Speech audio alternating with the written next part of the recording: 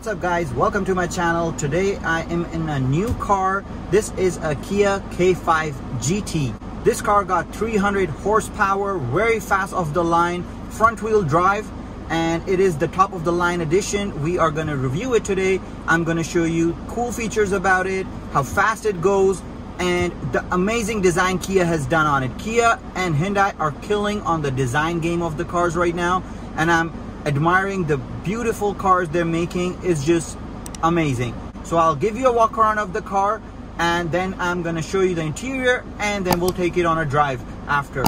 If you're new to the channel, make sure to subscribe and drop a like. It really helps me. Kia replaced Optima totally and came up with K5, new design and totally new generation of car in the midsize sedan segment, where it got competitor like Camry, Accord, Mazda 6, and one from their sister company Hyundai Sonata. I personally really like the front end of the car. Kia named the front end of this car Tiger Face. It is very aggressive looking car with those LED lights running around. Those are your indicators as well when the blinkers are on, and it is a really cool innovative design.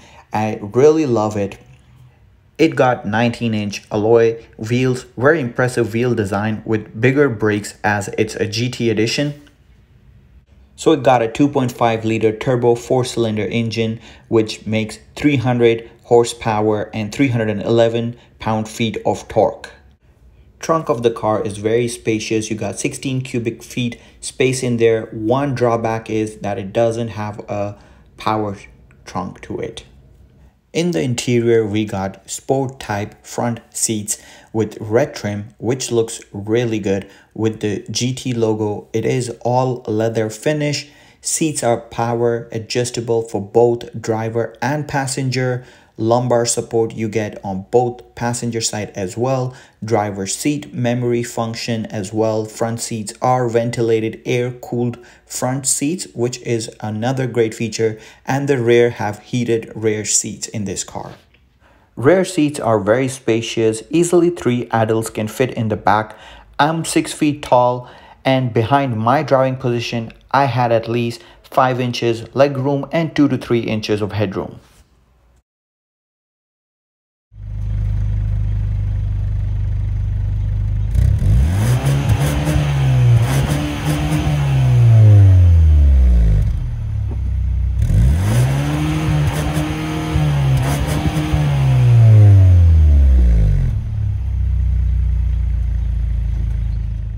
So key of the Kia K5 is a bit different. Buttons are on the side, which is a nice touch.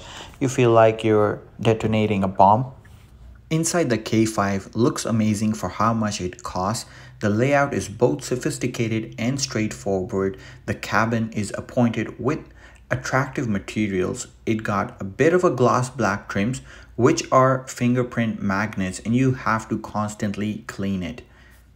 In front, you get digital gauge cluster in front with heads-up display, 12.3 inches infotainment system, which have a dark color theme to it. Comes with Apple CarPlay, Android Auto, heated and ventilated front seats are right here, very accessible to you. Plus the drive modes you can change from there, and a wireless charger. It's right here. Your phone goes in that slot.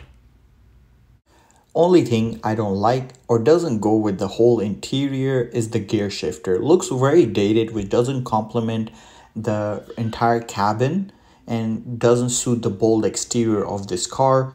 So moving to the gauge cluster, fully digital, changes every time you change the mode. Sport mode makes it look with red and white neon lights in it. Looks very nice in my opinion. Then you do have an option to Sports Plus. Traction control is disabled, very slippery, but get the best performance out of this car. There is a custom mode as well, has the same similar theme to the normal with the neon purplish theme which is going on in the entire lights of the interior. More features in the interior of the car. We do have a heads-up display which shows your speed and the speed limit of the street, which is really great and convenient in my opinion. And it also heated windshield, lane keep assist, lane departure warning, panoramic roof, leather seats, heated front and back, ventilated front seats as I already mentioned. So the car is full of features, very high tech. Backup camera is standard, looks like just a Hyundai Kia interface, which they all share the same. You get those lines to it. So we'll put the car in the Sports Plus mode, and the real question comes here: how does it actually drive? Now the real question is how good the GT5 drives. Well, it got a 2.5 liter 8-speed dual clutch, automatic, and a front wheel drive to it. This car does 0 to 60 miles per hour in 5.2 seconds. That's faster than a BMW 330i. More power it produces than a Honda Accord 2.0T, and has more torque than a V6 equipped Camry. Other than that, with GT Edition, you get bigger brakes, quicker steering, and a sportier suspension. This sedan also comes with a launch control and quad exhaust tips and a wider wheels and tires like I showed, which makes it more aggressive on the road. Screen is very responsive, no lag there. This edition of K5 GT is 40,000 Canadian, which is reasonable but not cheap also when it's competing with cars like Honda Accord, Camry, Mazda 6, and Hyundai Sonata N-Line, which is very identical to K5 in the engine specs.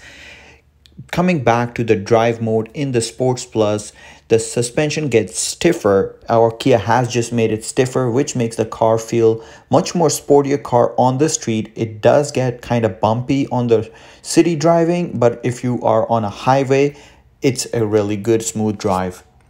Overall, Kia K5 GT is a very good looking midsize sedan, spacious, a bit luxurious, comes with few high-tech features.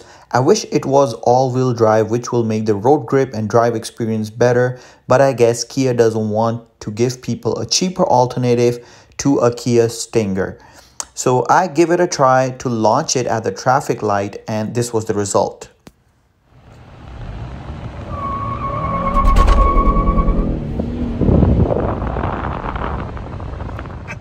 So to sum it up, it's not a bad car. If you're in the market for mid-size sedan, you can definitely consider this car as one of the options. Definitely give it a go. Maybe you like it, maybe you don't. If you made it this far, make sure you drop a like to this video and subscribe to my channel. Until next one.